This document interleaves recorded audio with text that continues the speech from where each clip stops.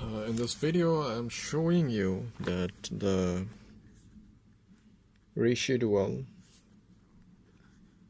UI is uncorrelated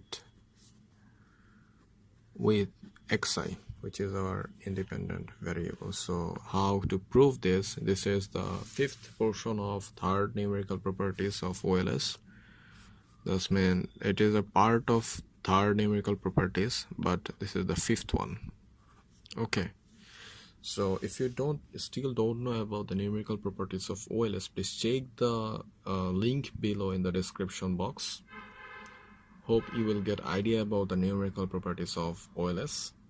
Then you will know this is actually the fifth one of the third portion of numerical properties of OLS. So let's prove it, how this occurred. This means what we have to prove in this case is the summation of ui and xi is actually 0. So we have to prove this. Let's check it how we can do it. So we all know that the residual, residual ui, summation of ui square is, we all know that ui is residual, means y minus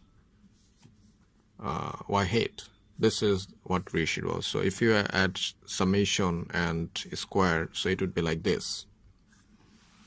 Okay, more elaboration, we can also write it like this: y remain constant, but we know y hat, that means the regression line is actually beta 1 plus beta 2. That means y hat is actually equal to beta 1 plus beta 2 into xi, right? This is what y hat is equal to. So just put this value in here. So whatever, as there is minus, so all sign will be changed. So write here beta 1 hat minus beta 2 hat into xi. Okay, so this is what, and there is a square. So this is what ui square is actually. So for proving this, that ui and xi is equal to 0, what do you need to do? Okay, just mark it as, okay, we don't need any mark. Okay, just we need to derive it for the first term in respect to beta 2. We'll derive this, I mean differentiate it with respect to beta 2. So let's do it. Okay, we'll doing that, but before we need to know that the first order necessary condition is equal to 0. That means if we derive for the first time, the derivation will be equal to 0. Okay, let's do it. Okay, so let's derive in respect to beta 2.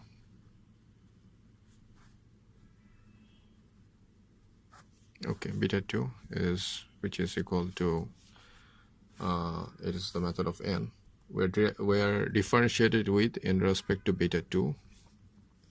It is 2, as usual, summation of y, okay, minus beta 1 minus beta 2 xi is nothing. And what is here? So we have to do it again. It's 0, and there is minus x, so minus xi. Okay, so it is equal to 0. Our first order necessary condition is equal to 0. So this is our first order necessary condition, because we have derived this equation for the first time. So this will equal to 0. Okay, so from here our proven will be done. Okay, so we have 2 and a minus. So let's make it clear. Okay, minus 2, and there is xi hour. So do it again, x beta 2 xi, and there is xi. Okay, equal to 0. So we can't make it vanish, because if we multiply with 0, it will be 0. Just sorry, this is beta 1 beta 2 xi, again xi is equal to 0. Alright, so now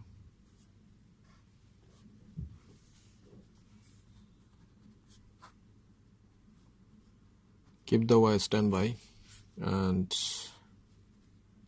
make a minus common from this both side. So what we are going to get is beta 1 plus beta 2 xi. Okay, again xi is equal to 0. Okay, we all know this means actually the regression line y hat. Okay, this means actually the regression line y hat. So write it here. Summation of y minus y hat, again xi equal to 0. So again we all know that this ui is equal to y minus y hat. Ui is equal to y minus y hat. Summation of ui is equal to summation of y minus y hat. So in here y minus y hat means the residuals, so make it here summation of the, we can write it as ui, and there is our xi which is equal to 0. Okay, so from here we are seeing that there is the residual ui is actually uncorrelated with xi. Okay, we have already proved it. So the value, so the summation of ui and xi is actually 0. How we did this? So this is the explanation or proof that we had proven that the value, the summation of ui and xi is actually 0. It proves that both ui and xi are actually uncorrelated with each others. So thank you for watching.